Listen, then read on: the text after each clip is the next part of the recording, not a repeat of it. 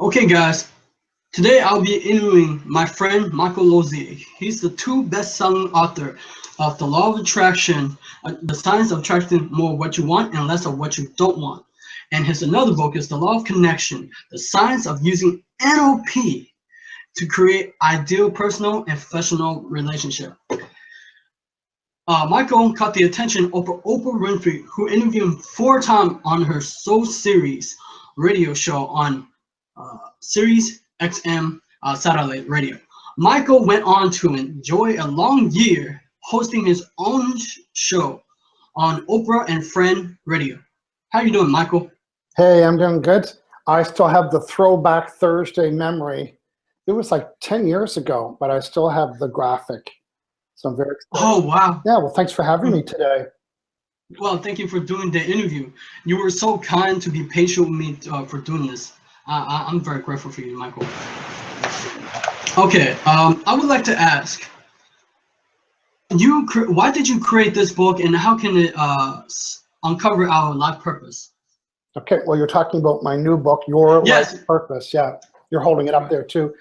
Well, after Law of Attraction is like 17 years old, right? And everybody wanted me to write an advanced book, and there is no advanced book. There's one. It has everything. It has what you need to say, what you need to do, how you need to do it, the 3-step formula, the processes. It's got worksheets, it's got examples, it's got case studies. There's no need for a second book. So my publisher said, well, we want a second book. What else? And people really liked the way I wrote my book, Law of Attraction. They really liked the style. Well, that's because I understood the 4 learning styles. So cue my second book.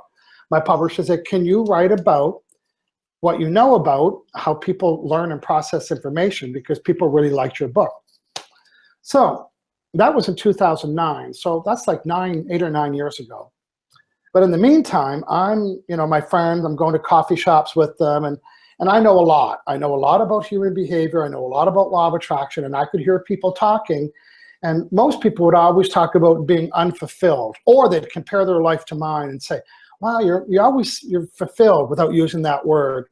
And I would ask them what fulfills them, and a lot of people didn't know. Often at a coffee shop, the ones with the placemats, the old cafe style, I would write notes, and because I knew about their style, because I'm good at that, and because I knew about Law of Attraction, I would build a list, and I would come up with 4 or 5 needs that I think were important to them. And in my book, I start off with a list of, just looking for it. In the book, I start off with a list of 30 needs, and you can get a copy of these, and the book is a 5-step process. So we'll give you the address at the end of the show on how to download this. So after a 1-hour coffee meeting and through observation, because they were my friend, I also knew I would say this one, this one, this one, and this one.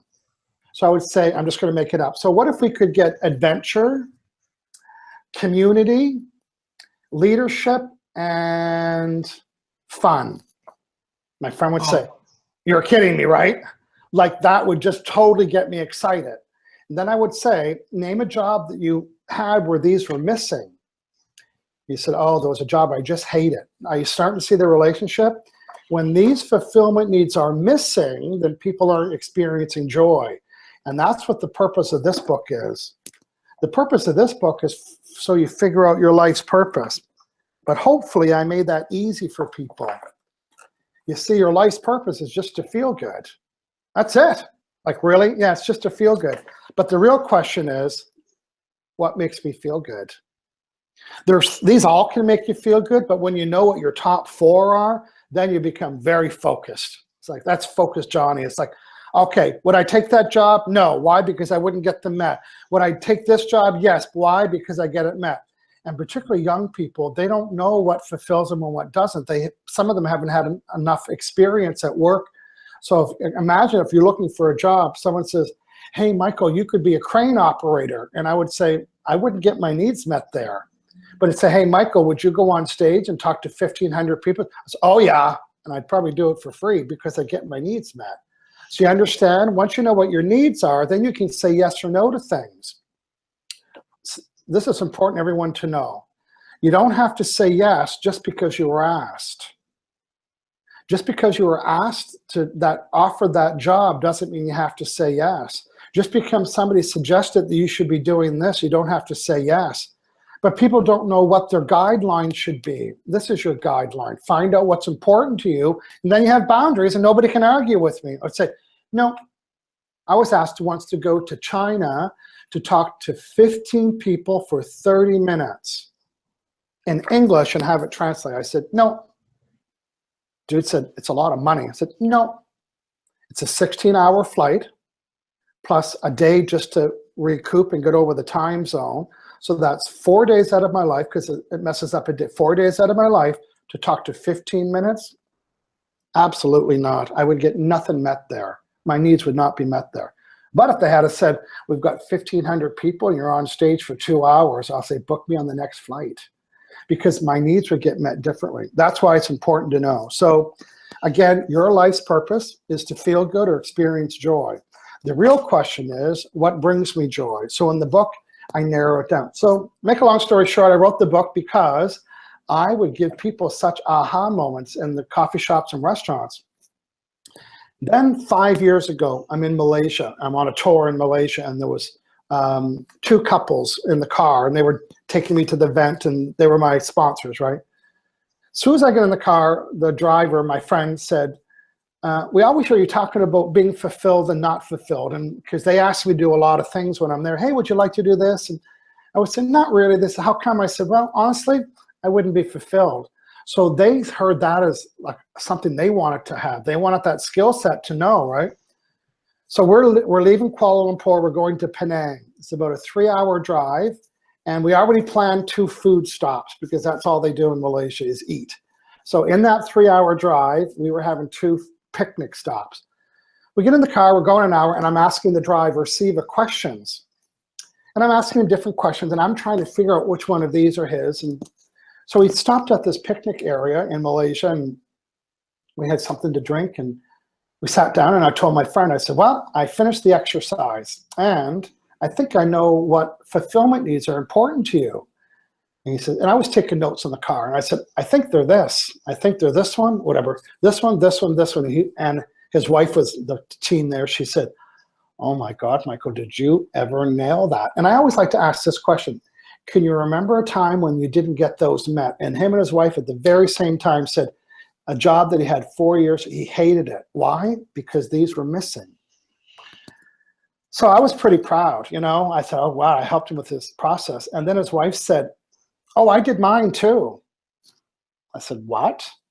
So the 3 people in the back seat all did it.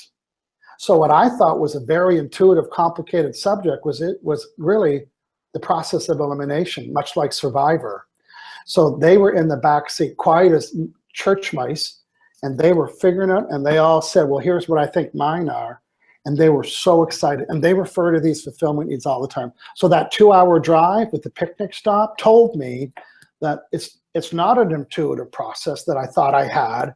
It's actually a process that's duplicatable, which birthed the book, Your Life's Purpose. Yeah, you make it very simple to understand. All of your books are very easy to understand. Thank you so much. Well, that's the compliment is because of the NLP. It's understanding the 4 styles. So even though I was just teaching right now, I was showing stuff, I was duplicating stuff, I was asking questions, I was repeating stuff. So I was tapping into all the styles when I was doing that. Right. And in your book, you talk about reframing. And can you go into depth what is reframing and how can we use it? Yeah, well, the word reframing is an NLP distinction. It's a word from NLP, and it's a very important word. Now, to reframe something, like, you know, there's a picture behind me, reframe it physically means to put a new frame around it. And you know what? The picture would look different. It had a black frame. So when you reframe something, it means you're looking at it differently. So instead of from over here, I'm looking at it from over there. So for example, I live in Canada. I live on the West Coast, north of Seattle on an island. And it's like Seattle with the rain. So people say, oh, I hear it rains there a lot. And so instead of, now I want to make it a positive twist, I want to reframe, I said, yes, and it's Canada's garden city. Matter of fact, There's more gardens and flowers in Victoria than any other country in Canada all year long. You see how I took the negative point of view? Now, you and I have done it. We talked about the glass is half full. So to reframe that, you would say the glass is half empty. That's what reframing means, is to look at something from a different point of view. So you're saying that we can turn a negative situation into a positive? Yeah, well, yes, you should be able to do that. You could say, yeah, and that's the skill set. And what it does, it sets a different tone. One time recently, they were talking about having to remember a phone number or something, and then I said, well, this new city got an area code change, and the woman was complaining about it, and it was like a waste of a complaint. She said, oh, sorry. I said, well, and here's how I reframed it. Everything's difficult at first, and my hunch is over the next couple days, you won't even remember what the old one was.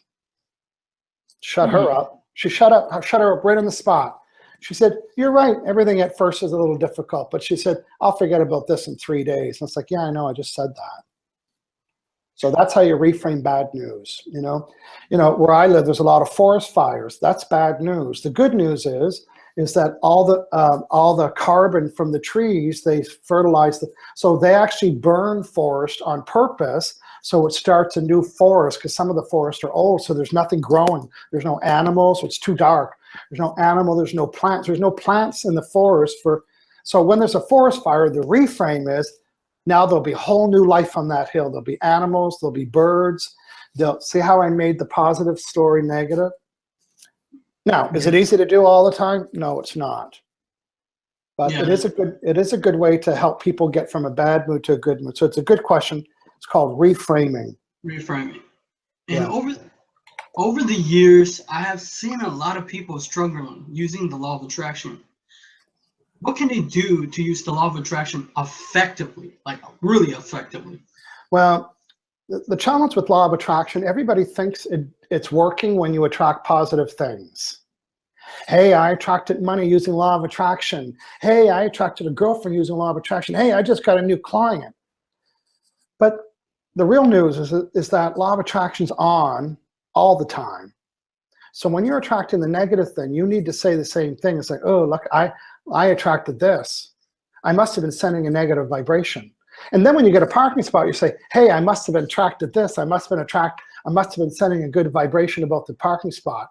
And then somebody gets angry at you, and you should be able to say, I wonder why I attracted this. I must have been giving it attention. The word I'm wanting everyone to get to answer your question is the word accountability. So in other words, being accountable for everything that you attract. And accountable means 2 words in it, account and able. So accountable means that you're able to account for why you attract everything, even if you don't like it. So when you find the money and you get the client and somebody flirts with you and you win a prize or you get a parking space, when you get that, you can say, I can account for that because I've got good vibes about parking spaces. I've got good vibes about clients. That is why that's here. You see how I was able to account for why I attracted the positive things? Now, we need to be able to do the same thing around negative things. You need to be able to say, I can account for why that cancellation happened. Because you know what? I've been complaining about cancellations all day, and law of attraction matched it.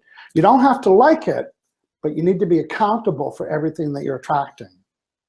And one way to reduce negative things is when you give negative things attention, ask the question, so what do I want instead? Oh, I'm thinking about clients canceling. Oh, what do I want instead? Oh, I love it when they keep their appointment. Remember last week I had eight people kept their appointment. That was friggin' awesome. I like that. See what happens. When you change your thoughts, the vibration changes. And now you're sending and offering a new vibration. And the only way to get a different result is to send a different vibration. So when you catch yourself giving attention to what you don't want, say, so what do I want? And then the words change, and then the vibration changes, and then the results change. What does success look like to you? Feeling good. If it was, did I feel good during this interview? Yeah, then it was successful. Did I do an awesome seminar last week with 250 people? Oh yes. Did I love it? Yeah, that was successful. Did I get paid well? Yeah, that was successful. So it could be money, or it could be getting my fulfillment needs met. It's just how I feel. If I did a seminar and didn't like it and didn't get the results, that wouldn't be very successful for me. Okay. Thank you so much for doing this interview with me. You've been so kind and nice to me. Thank you for taking the time. Where can we sorry about that, go ahead. Yeah, well, I want to give people the address. You know, the book is available on Amazon.yourcountry. You know, it's available all over the world. But if you want to get started, you can download the list. And on the bottom, I give instructions on how to start remember I said it's a 5-step process? Step number 1 is called the elimination round, like on Survivor. So download the list, read the instructions on how to do step 1 to narrow this list down, because you don't want all 30. You can go to hangoutwithmichael.com/life purpose.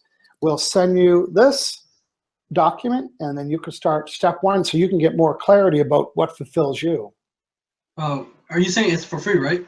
This document is for free. The list of 30 needs is for free. I think the book is like $10 on Amazon. Really change your life for $10. Right. Actually, your book changed my life yes. Okay. Thank you. No, sorry. Go ahead. That's it for today for interviewing with Michael Lozier. Subscribe to my channel, like my video, and I'll see you next time.